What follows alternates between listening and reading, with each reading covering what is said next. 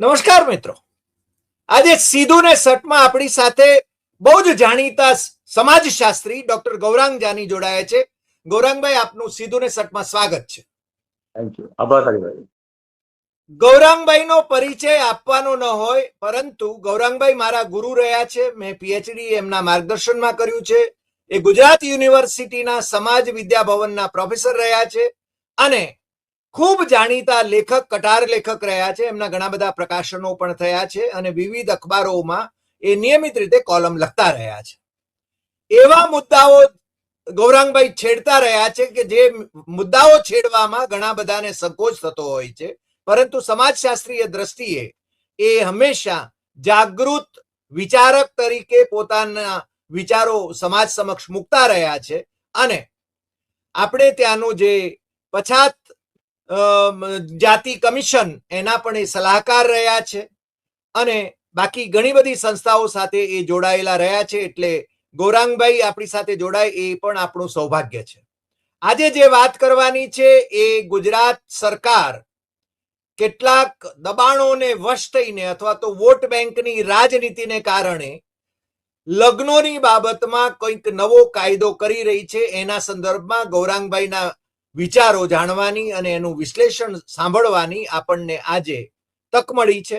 અને ગૌરાંગભાઈ એના વિશે વિગતે વાત કરશે, કારણ કે એમનો વિપુલ અભ્યાસ એ આપણા માટે, સરકાર માટે અને પ્રજાજનો માટે એ ખૂબ પ્રેરણારૂપ રહે છે એવું હું બહુ દ્રઢપણે માનું છું. ગૌરાંગભાઈ, ફરીને આપનું સીધું ને સટમાં સ્વાગત. અને આપ આ વિષય ઉપર આપની વાત મૂકો દર્શકો સમક્ષ, મારી સમક્ષ. અમે બધા એ જાણવા માટે ઉત્સુક છીએ. ગૌરાંગભાઈ. ખૂબ આભાર હરિભાઈ. અને બહુ જ મહત્વના મુદ્દા વિશે આપણે આ ચર્ચા કરવાના છીએ. અને સૌથી પહેલા તો હું એ કહું કે 1918માં વિઠ્ઠલભાઈ પટેલે એ વખતની ધારાસભામાં હિન્દુઓની જે જ્ઞાતિઓ છે એ જ્ઞાતિઓ વચ્ચે લગ્ન થાય એના માટેનું બિલ લાવેલા. પણ એ બિલનો બહુ જ મોટો વિરોધ એ જમાનામાં સનાતનીઓએ કર્યો. મદન મોહન માલવિયા સહિત ઘણા બધા લોકોએ એનો વિરોધ કરેલો. એને કારણે એ બિલ આવી શક્યું નહીં. પણ વિધિની વિચિત્રતા જુઓ કે જે વિધાનસભાનું નામ વિઠ્ઠલભાઈ પટેલ વિધાનસભા છે, એ જ વિધાનસભાની અંદર આજે હિન્દુઓની જ્ઞાતિઓ અંદર અલગ અલગ જ્ઞાતિઓ જે લગ્ન કરે એની અંદર મા બાપની સંમતિ લઈને જે નવી પેઢી આંતરજ્ઞાતિય લગ્ન કરવા માટે ઉત્સુક છે અથવા જે વાતાવરણ આ બધા સર્જાયું છે એની ઉપર જાણે એક પ્રકારની કાતર ફેરવવાની વાત એ શરૂ થઈ છે. એ બહુ વિચિત્ર વાત છે. વિઠ્ઠલભાઈ જે ન કરી શક્યા એને કારણે એ પછી દાયકાઓ પછી આપણે ત્યાં આંતરજ્ઞાતિય લગ્ન કોન્સ્ટિટ્યુશન આવ્યા પછી અને એ પહેલા પણ જે આપણે એક કાયદો આવ્યો. અને આમ તો તમે જુઓ તો છેક 1856માં આપણે ત્યાં ઇન્ટરકાસ્ટ મેરેજ ની વાત આવી ચૂકી હતી બ્રિટિશ જમાનાની અંદર, કે કોઈ પણ વ્યક્તિને આજે પણ તમે જુઓ કે આ દેશના બંધારણ પ્રમાણે જો 18 વર્ષની છોકરી હોય અને 21 વર્ષનો છોકરો હોય તો એ પોતાની રીતે લગ્ન કરી શકે છે.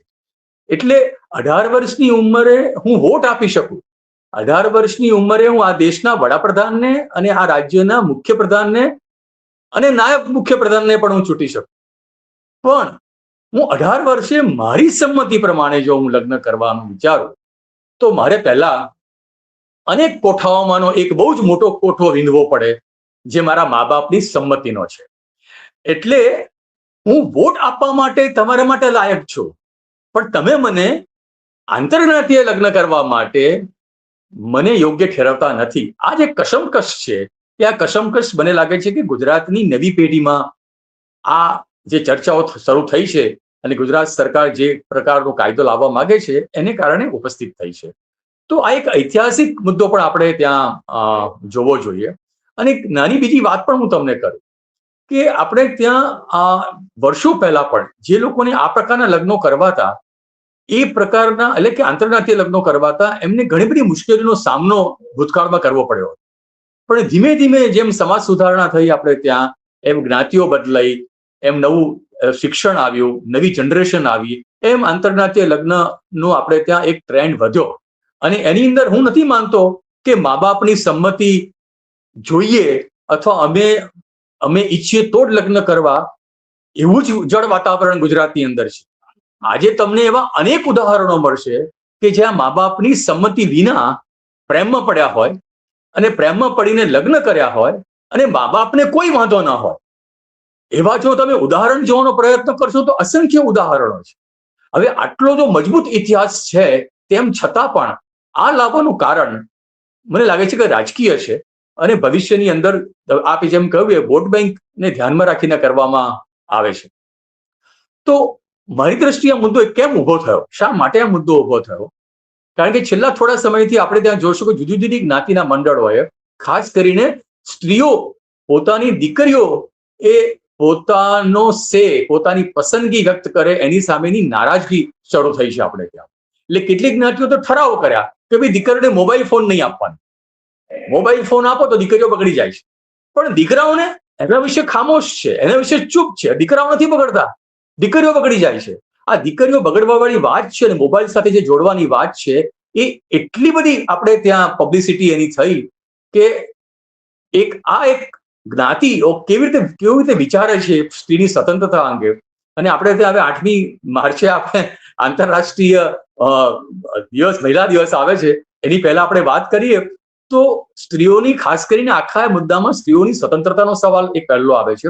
બીજું મેં એવું જોયું છે કે કહેવાતી જે હિન્દુઓની ઉપલી જ્ઞાતિઓ છે એ ઉપલી જ્ઞાતિઓને છેલ્લા થોડા વખતથી એક પ્રકારનો ડર આવી ગયો છે.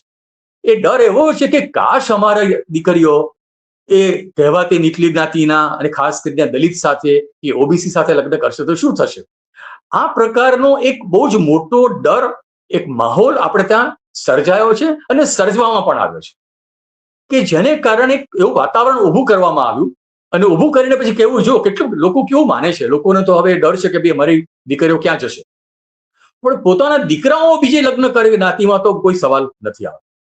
હવે તમે જુઓ વિટમણા જુઓ કે આપણે ત્યાં સેક્સ રેશિયોના પ્રશ્નને કારણે કેટલીક જ્ઞાતિઓમાં દીકરીઓ એટલી બધી ઓછી થઈ ગઈ કે હવે તમારે આદિવાસી સમાજમાંથી અથવા તો ઝારખંડમાંથી તમારે દીકરીઓ લાવવી પડે છે. તો કેવો વિરોધાભાસ છે. તમે એક વાર આમાં ગૌરંગભાઈ એક ઉમેરણ કરી દઉં. ગાંધીનગરમાં પટેલ સમાજના સમૂહ લગ્નમાં પણ આદિવાસી દીકરીઓ ને લઈ આવીને લગ્ન કરાવાયા છે. આવે છે, મા બાપ લઈને આવે છે, મા બાપ લઈને આવે છે કે તમે લગ્ન કરાવો. હવે જો આ આખી વાસ્તવિકતા એ છેલ્લા લગભગ 20 વર્ષથી ગુજરાતની અંદર છે અને ગામડે ગામડે છે, તો આ આંતરજ્ઞાતીય લગ્ન જે થયા એ કયા કારણોસર થયા? એમાં પણ બધો મુદ્દો તો સ્ત્રીની અસ્તિત્વનો આવ્યો છે. એમાં પણ તમે જોશો કે સ્ત્રીઓ ઘટતી ગઈ, સ્ત્રીઓ બાળકીઓને આપણે મારી નાખી આ ગાંધીના ગુજરાતમાં અને સરદાર પટેલના ગુજરાતમાં. અને એને કારણે આ જે પ્રશ્ન ઉપસ્થિત થયો કે છોકરાઓ વાંઢા રહી જશે, છોકરાઓ વાંઢા રહી જશે એની ચિંતા થઈ. અને હવે એમ થઈ કે છોકરીઓ બીજી જ્ઞાતિમાં જતી રહેશે તો આપણું શું થશે? આ એક વાત જે ગુજરાતમાં ઊભી થઈ. પણ મારે એક દુઃખ સાથે કહેવું પડે છે કે આવી ચર્ચાઓ જ્યારે થઈ ત્યારે બહુ ઓછા ગુજરાતના શિક્ષિત લોકોએ આની ચર્ચા છેડી કે ભાઈ કેમ ગુજરાત આટલું પછાત થઈ રહ્યું છે. આ ખામોશી છે ગુજરાતની, આ ખામોશી જે સાંસ્કૃતિક ખામોશી છે, જે સામાજિક ખામોશી છે, હું માનું છું કે એને કારણે રાજકીય રીતે જે લોકો વિચારે છે વોટ બેંકમાં એમને છૂટો દોર મળી ગયો કે હવે આપણે કરીએ. એટલે આ એક સમાજ સુધારાની દિશામાં આપણે પારોઠના પગલા ભર્યા અથવા તો એ દિશામાં ન ગયા, એને કારણે આને હવા મળે છે એ પણ આપણે જોવું જોઈએ. એ પણ એક મુદ્દો મને લાગે છે કે આ વાતાવરણનો પણ આપણી પાસે છે. હવે જ્યારે આ પ્રકારના લગ્નોની વાત આપણી સમક્ષ આવે છે ત્યારે હું બે બહુ જ મહાન વિભૂતિઓની વાત કરવા માંગુ છું, મહાત્મા ગાંધી અને બાબા સાહેબ આંબેડકર. મહાત્મા ગાંધી એ આંતરજ્ઞાતીય લગ્ન માટે હંમેશા એક પ્રકારનું વાતાવરણ સર્જ્યું અને કહ્યું કે જ્યાં દલિત બિન દલિતના લગ્ન નહીં થાય ત્યાં હું હાજરી પણ નહીં આપું. એ પ્રકારની પણ વાત એમણે કરી અને એવા લગ્નમાં પણ હાજર પણ રહ્યા. અને બીજી બાજુ બાબા સાહેબ આંબેડકરે પણ એમ કહ્યું કે ભાઈ આંતરજ્ઞાતીય લગ્ન કરશો તો હિન્દુઓની જે આ જ્ઞાતિ વ્યવસ્થા છે એ જ્ઞાતિ વ્યવસ્થાને તોડવાની અંદર એ બહુ મોટી ભૂમિકા ભજવે છે. અને ગુજરાત સરકારની પોતાની સ્કીમ છે, સવિતાબાઈ જે આપણે ત્યાં સ્કીમ છે કે જે આંતરજ્ઞાતીય દલિત બિન દલિત લગ્ન કરે એને નાણાકીય અને બીજી પ્રકારની સલાહ એ પ્રકારનો એમને મદદ આપવામાં આવે છે. તો એક બાજુ ઇન્સેન્ટિવ આપવામાં આવે છે, એને પ્રેરણા આપવામાં આવે તમે લગ્ન કરો. અને એના નામ પણ જાહેર કરવામાં આવે છે અને સરકાર હોંશે હોંશે કહે છે કે મેં આ વર્ષે કેટલા લોકોને આ મદદ કરી. હવે જે વિધાનસભામાં આંકડા આપવામાં આવે છે એ જ વિધાનસભા એમ કહે છે કે ભાઈ આંતરરાષ્ટ્રીય લગ્ન માટે મા બાપની સંમતિ લઈ આવો તમે.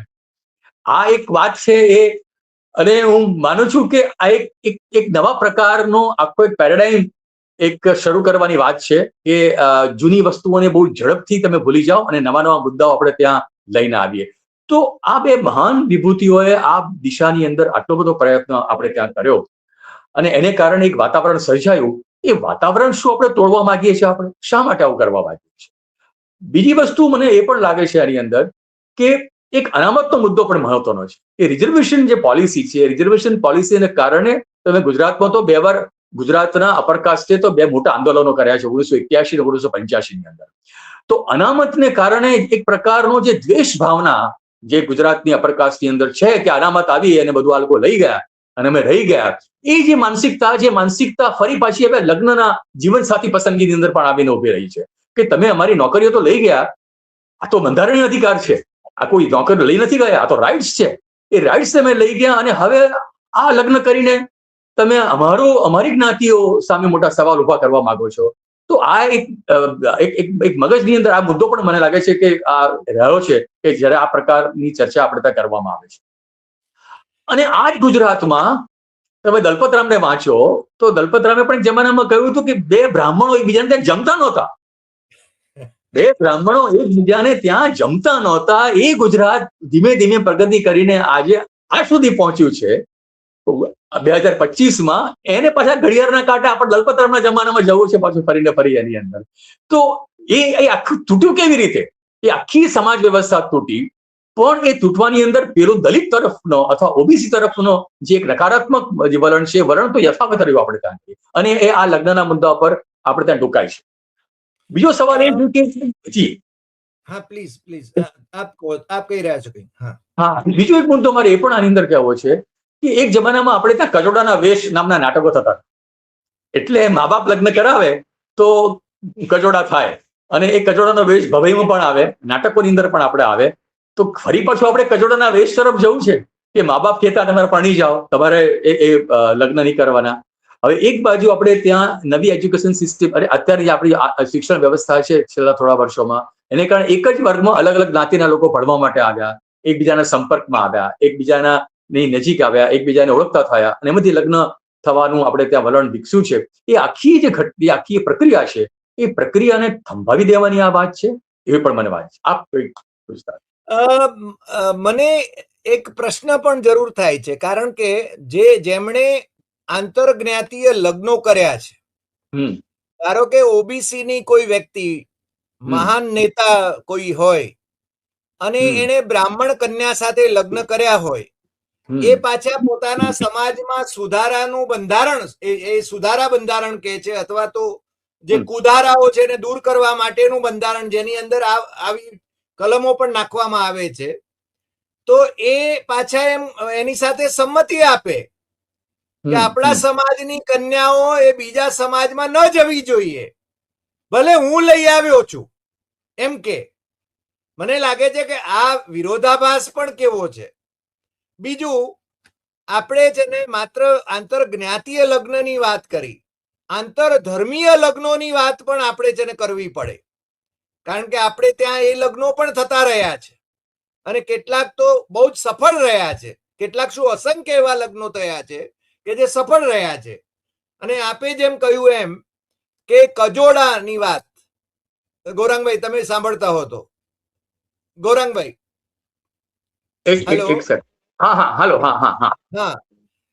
તો તમે જે કજોડાની વાત કરી, મને બરાબર યાદ છે. હું એવા કેટલાક પરિવારોને જાણું છું કે જેમાં 60 વર્ષનો વરરાજા હોય, એની દીકરી કરતા નાની કન્યા સાથે પોતે લગ્ન કરે અને એને પાછા સંતાનો થાય. આ કજોડાના લગ્નો એ આપણે સમાજમાં સ્વીકારીએ. બિલકુલ બિલકુલ બિલકુલ. આપણે આંતરજ્ઞાતીય લગ્નો એની ઉપર ભાર મૂકી રહ્યા છે, આંતરધર્મીય લગ્નો પણ આપણે ત્યાં થતા રહ્યા છે. રાઈટ, એ પણ થતા રહ્યા છે. અને હું માનું છું કે આંતરધર્મીય લગ્નો ગુજરાતમાં એવા અનેક દંપતી છે કે જે દંપતી આ પ્રકારના લગ્ન કરીને ગુજરાતને ઘણું બધું કોન્ટ્રીબ્યુશન પણ આપ્યું છે એમને. એની લાંબી યાદી આપણે ત્યાં છે, લાંબી પરંપરા આપણે ત્યાં છે. પણ હવે આપણે ત્યાં જે રાજનીતિ કરવામાં આવે છે, ધર્મની જે રાજનીતિ કરવામાં આવે છે, એની અંદર આ પ્રકારના લગ્નોની સામેની એક સૂગ જે વર્ષોથી હતી એ હવે બહાર ધરાતલ પર આવી ગઈ છે. અને એની અંદર પછી આપણે એવું કહીએ, આપણે તો કાયદો પણ લઈ આવ્યા એને માટેનો કે લગ્ન ન કરે એ માટે આપણે કાયદો પણ લઈ આવ્યા છે, અને લવ જેહાદ નામથી પણ આપણે એને વાત કરીએ છીએ. પણ હવે જે રજૂઆત નેરેટિવ્સ આપણે ત્યાં આપવામાં આવે છે કે સલીમ છે એ સુરેશ બનીને એમ કે આવું કેમ કરે તો અમે જોઈ લઈશું, એવું નહીં થાય. પણ સવાલ ધર્મનો નથી. અલગ અલગ જ્ઞાતિમાં પણ સુરેશ પણ સમીર બની શકે છે. સુરેશ પણ પોતાની આઈડેન્ટિટી સમીર કરીને કોઈને છેતરી શકે છે અને કોઈની સાથે લગ્ન કરી શકે છે, અને કર્યા છે. એવા અનેક ઉદાહરણો છે. તો સવાલ કોઈ ધર્મ સાથેનો નથી, સવાલ છેતરપિંડીનો છે. અને છેતરપિંડી જ્યારે તમે લગ્નમાં કરતા હો તો એને કોઈ ધર્મ જ્ઞાતિ હોતી નથી. તો શા માટે આપણે કોઈ એક જ ધર્મને ટાર્ગેટ કરીને આખી વાતને એક જુદા પાટા પર લઈ જઈએ છીએ? ખરેખર તો હિન્દુઓને પોતાને એવું લાગતું હોય કે તમારે હિન્દુઓની એકતા વધારવી છે, તો જેટલા આંતરજ્ઞાતીય લગ્નો થશે એટલે હિન્દુ એકતા વધવાની છે. આમ તમે જોવા જાવ તો જો તમારે એને હિન્દુ એકતાની વાત કરવી હોય તો કેવી રીતે બને? તમે અસ્પૃશ્યતા તો દૂર કરી શકતા નથી અને દૂર કરવાની ત્રેવડ નથી. પણ લગ્ન કરીને તમે જે સમરસતાની વાત કરો છો કે સમરસ ગામ આપણું સ્વાગત કરે છે, પણ એ ગામની અંદર તો આજે પણ પડોશ તો જ્ઞાતિ આધારિત જ છે. તમે જ્ઞાતિ આધારિત પડોશ દૂર કરી શક્યા નથી, પણ જ્ઞાતિ આધારિત આંતરજ્ઞાતીય લગ્ન તો કરો કે જ્યાં નવી પેઢી છે, ઉગતી પેઢી છે. કારણ કે દર બીજો ગુજરાતી 25 વર્ષથી નાની ઉંમરનો છે છેલ્લી વસ્તી ગણતરી પ્રમાણે. જો દરેક બીજો ગુજરાતી 25 વર્ષથી નાની ઉંમરનો હોય તો એના જીવનમાં લગ્ન અને નોકરી અને કામ એ કેટલા મોટા મહત્વના હોય એ સમજી શકીએ છીએ. અને એની અંદર આપણે મા બાપને વિલન આમાં તો ખરેખર આપણે મા બાપને વિલન બનાવીએ છીએ. એક જ પરિવારની અંદર આપણે બે મોટી દીવાલો ઉભી કરી દીધી. જે પરિવારમાં મા બાપ અને દીકરા દીકરીઓ વચ્ચે જે પ્રકારની ડાયલોગ હતા કે ભાઈ તું કોઈના પ્રેમમાં પડ્યો છું કે પડી છું, તારે લગ્ન કરવા છે, ચર્ચાઓનો જે અવકાશ હતો એ અવકાશની સામે તમે એક જુદા પ્રકારનું નકારાત્મક વાતાવરણ ઉભું કરી દીધું. તો આ વાતાવરણ જ્યારે આપણે પોતાની વિચારધારાથી કરીએ છીએ તો સમજતા નથી કે આપણા કુટુંબ જીવન પર એની કેટલી બધી અસર પડે છે. બીજી વસ્તુ હું એ પણ કહેવા માંગુ છું કે આપણે ત્યાં ઓનર કિલિંગના જે કેટલા બધા આપણે ત્યાં બનાવો, આમ તો ઉત્તર ભારતની અંદર અને એ રાજ્યોની અંદર છે, પણ ગુજરાતની અંદર પણ આપણે ત્યાં બને છે. ગૌરાંગભાઈએ જે વાત કરી એને સમઅપ કરીએ તો કે આવો કાયદો એ અદાલતોમાં ટકી નહીં શકે, અને આવતા દિવસોમાં આ કાયદો એ ભલે રાજકીય હાથા તરીકે ઉપયોગમાં લેવાય, પરંતુ એ અમલમાં લાવી શકાશે કે કેમ એ મોટો પ્રશ્ન છે. વિવિધ સમાજો એના સમર્થક તરીકે જરૂર ઊભા રહેશે, પરંતુ બંધારણીય રીતે એનો અમલ અશક્ય બને છે એવું લાગ્યા વિના રહેતું નથી. આજે આટલી વાત. ફરી મળીશું નવા એપિસોડમાં નવા વિષય સાથે. તમને જો આ એપિસોડ ગમ્યો હોય તો સૌથી વધુ શેર કરશો, લાઈક કરશો, કમેન્ટ કરશો, કારણ કે આ મુદ્દો એ આપણા સમગ્ર સમાજને સ્પર્શે છે અને તમારે પણ એના વિશે પોતાનો અભિપ્રાય આપવો જોઈએ, ભલે તમે આ પક્ષે કે પેલા પક્ષે હો. આજે આટલી વાત. ફરી મળીશું નવા એપિસોડમાં. નમસ્કાર.